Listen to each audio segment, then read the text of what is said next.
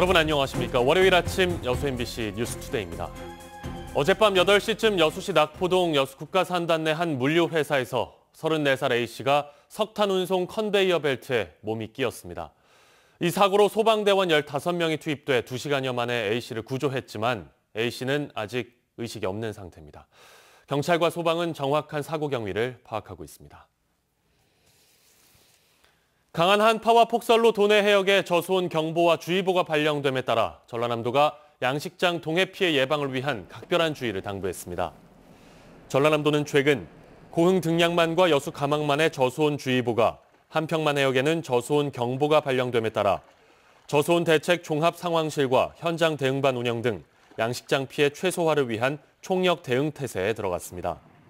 전남도는 특히 해상 가두리의 경우는 먹이 공급 중단과 영양제 투입, 그물 깊이 3m 이상 유지를 당부하고 육상 양식장은 폭설로 인한 시설물 붕괴 예방과 보온 장비 가동, 정전 대비 등을 강조했습니다. 지역 경제의 한 축인 항만 발전을 위해 새로운 물류단체가 출범했습니다. 여수항과 광양항을 아우르는 폭넓은 논의 구조를 통해 다양한 정책들을 제안할 계획인데요. 성과를 내기 위해 어떤 과제를 풀어가야 할지 김종수 기자가 짚어봤습니다. 부산과 인천 등 국내 항만들과 치열한 경쟁은 물론 컨테이너 물동량 감소세까지 이어지고 있는 광양항. 게다가 코로나19 여파가 장기화하면서 기업들의 수출 전망까지 어두워 불황 탈출 역시 쉽지 않아 보입니다. 이런 가운데 항만 전문가들이 머리를 맞대고 대안을 모색하면서 효율적인 정책 제시를 위한 토대가 마련됐습니다. 기존 광양항을 넘어 여수항까지 아우르는 포괄적인 논의를 담아낼 수 있게 돼 협의회에 대한 기대감을 높이고 있습니다. 국가의 항만 정책을 깊이 있게 모니터링해서 과연 이러한 정책들이 이 지역에 부합할 수 있는 것인지 그러한 것들도 특히 입주기업 80여 곳과 함께 현직 국회의원 등 각계각층이 협의회에 참여해 정책과 실무의 균형점을 맞출 것이란 분석입니다. 지역을 대표하는 항만 물류단체로서 지속성을 위한 과제도 제시되고 있습니다. 스마트 복합 항만 구축이란 공통 관심사항 못지않게 각 항만의 요구사항이 다를 수 있기 때문입니다. 이에 따라 물동량 창출을 위한 기반시설 확충은 물론 노후시설 개선과 해양관광 거점 육성이란 다양한 이해관계를 어떻게 풀어낼지도 관건입니다. 이해관계자들의 요구와 정책, 이것들이 반영되는 것도 중요하고 반드시 거기서 지역사회 발전이라고 하는 이런 공동체의 미래 발전 전략과 결합돼서 건의되어지고 구현이 됐으면 좋겠다. 또 협의회를 통해 제시된 정책들이 실행될 수 있도록 지자체와 정부 등 관계기관과 소통을 유지하는 역할도 함께 요구되고 있습니다. 석유화학과 철강산업의 중추기지에서 신산업 육성의 전진기지로서 변화를 시도하고 있는 여수 광양항. 이런 흐름 속에 입주기업들의 만족도를 높이고 지역경제 발전을 이끌기 위해 협의회의 어깨가 더욱 무거워지고 있습니다. MBC 뉴스 김종수입니다. 영암 간척지의 대규모 태양광 발전 사업이 추진되면서 지역사회가 술렁이고 있습니다. 농민은 물론 지자체와 의회까지 나서 태양광 발전 사업을 반대하자 해당 업체는 한 발 물러섰습니다. 김양훈 기자의 보도입니다. 영암군 삼호읍과 미안면 일원에 우량 농지가 끝없이 펼쳐져 있습니다. 20여 년 전 바다를 막아 조성된 간척지입니다. 지난해 말부터 SKENS가 16.5제곱킬로미터 면적의 대규모 태양광 발전 사업을 추진했습니다. 발전 용량은 원자력 발전소 2기와 맞먹는 2기가와트 규모로 해당 업체는 주민 설명회도 여러 차례 진행했습니다. 태양광 예정 부지에는 현재 300여 농가가 경작을 하고 있는데 임대동은 100여 농가로 파악되고 있습니다. 임대료는 3.3제곱미터당 연간 1,000원에서 1,200원. 업체는 땅 주인들에게 5배에 달하는 임대료를 제한했고 일부 임대 계약도 체결된 것으로 알려졌습니다. 갑작스런 태양광 발전 사업 추진 소식에 지역 농민들의 반발은 거세지고 있습니다. 이 강하라고 비옥한 농토를 정말 이놈을 태양광으로 덮은다면 우리 농사꾼으로서는 정말 삶의 터전이 무너진다고 해서 반대를 하는 겁니다. 영암군과 영암군의회도 미래 농토를 없애는 행위라며 반대 입장을 분명히 했습니다. 태양광 발전 시설이 들어설 경우에는 우리 그 쌀 생산이나 우리 축산의 그 사육 기반이 붕괴에 될 우려가 있어서 저희들이 태양광 발전 시설을 들어오는 것에 대해서는 적극적으로 반대를 하고 있습니다. 결국 태양광 발전 사업을 추진했던 업체는 한 발 물러섰습니다. 영암군 그리고 지역 주민들과 충분한 합의가 필요하다는 판단에 지난 11월 말 사업 보류를 결정했다고 밝혔습니다. 또 현재는 토지 계약 등 어떤 행동도 취하지 않고 있고 지역사회와 충분한 협의가 이루어지지 않을 경우 사업 철수도 고려하겠다는 입장을 전해왔습니다. 간척지에 추진됐던 대규모 태양광 발전 사업이 지역사회의 반발에 일단 제동이 걸렸습니다. MBC 뉴스 김양훈입니다. 주말 사이 전남 동부 지역에서는 코로나19가 진정세를 보였습니다.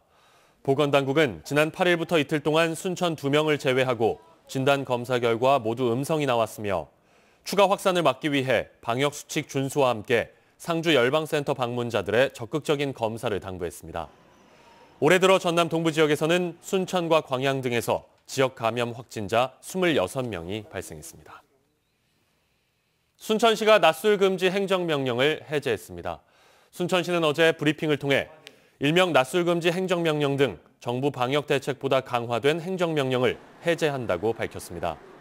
이에 따라 새벽 5시부터 오후 4시까지 주류 판매가 금지됐던 낮술 금지 조치는 해제됐습니다. 영화관과 독서실, 스터디 카페의 밤 9시 이후 집합 금지 조치도 해제됐습니다. 광주 전남 지역의 코로나19 장기화와 혹한기 호흡기 감염 동시 유행에 대비한 호흡기 전담 클리닉이 설치돼 운영에 들어갔습니다.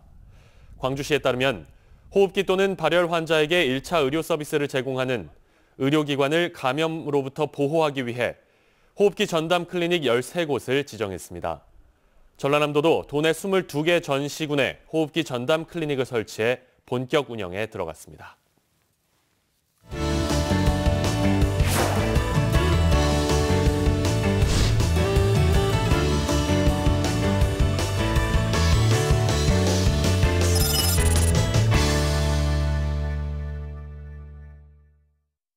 실직 등으로 갑자기 생계가 어려워진 위기 가정에 생계비를 주는 긴급 복지 사업이라는 게 있습니다. 그런데 코로나로 어려워진 가정들이 워낙 많다 보니 정부가 선정 기준을 대폭 완화해서 재산이 어느 정도 있는 가정에도 적용해 지급하고 있습니다. 김철환 기자입니다.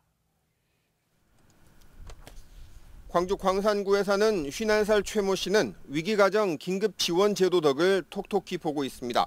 지난해 사업체 부도로 실직자가 돼 한 달 70만 원씩 6개월간 긴급 생계비를 지원받았던 최 씨. 그나마 하려던 일도 고질병이 도저 못하게 돼 난감했는데 긴급 생계비를 올해도 다시 신청할 수 있다는 소식에 안도하고 있습니다. 이 코로나 때문에 한 3개월 정도 지나면은 다시 재신청을 해서 지원을 받으실 수가 있습니다라고 말씀을 하시더라고요. 그래서는 저희한테는 너무나도 참 이렇게 참 반가운 얘기였습니다. 코로나가 장기화하면서 위기 가정이 크게 늘자 정부는 긴급 생계비를 받을 수 있는 자격 기준을 크게 넓혔습니다. 광주 같은 대도시는 재산 1억 8,800만 원 이하에서 3억 5천만 원 이하로, 농어촌은 1억 100만 원에서 1억 7천만 원 이하로 완화한 겁니다. 원래 2년 이내에는 재신청할 수 없지만 이번엔 석 달이 지나면 재신청할 수 있게 했습니다. 광주시는 여기에 더해 의료비를 추가 지원하는 방안을 추진하고 있습니다. 정부의 어떤 긴급복지 정책에서 거기에 포함되지 못하신 분들을 저희들이 또 더 기준을 완화해가지고 어떤 긴급복지 혜택을 드리는 것이기 때문에 위기가정에 선정되면 4인 가정 기준 한 달 126만 원의 긴급 생계비와 별도의 주거비, 의료비, 연료비 혜택을 최장 6개월까지 받을 수 있습니다. 다만 이번 완화된 기준은 올해 3월까지로 한정돼 있어서 지원을 받고자 하는 가정은 서둘러야 합니다. MBC 뉴스 김철원입니다. 새학기를 앞두고 여수 지역 학생들을 대상으로 한 대입 전략 입시 설명회가 열립니다. 오는 23일 진행되는 이번 설명회에는 한국대학교육협의회 대표 강사가 참여해 중학교 3학년과 고등학교 1, 2학년 학생들을 대상으로 최신 입시 정보와 준비 전략 등을 안내할 예정입니다.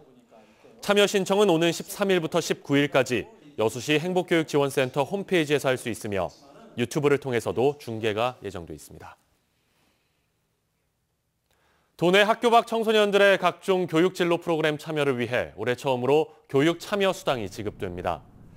전라남도가 올해 첫 신규 사업으로 추진하는 이번 정책은 학교 밖 청소년들이 검정고시 준비와 함께 진로 탐색을 위해 사용하도록 지급될 예정이며 자치단체와 교육청이 공동으로 추진한 전국 최초의 사례이자 상생협력 모범 사례로 기대를 모으고 있습니다. 전남도는 도내 23곳의 지원센터 운영과 급식비 지원 등 학교 밖 청소년 지원에 적극 나서고 있으며 지난해 10월 전국 최초로 도교육청과 협력해 학교 밖 청소년들의 비대면 학습 지원금을 지원한 바 있습니다. 광양 시민들이 삶의 질 개선을 위해 의료시설 확충이 필요하다고 응답했습니다. 광양시의 시정 만족도 설문조사에 따르면 종합병원 등 의료시설 확충이 필요하며 시민들의 안전과 건강을 위해서도 감염병 예방과 정신건강 사업이 적극적으로 추진돼야 할 것으로 조사됐습니다.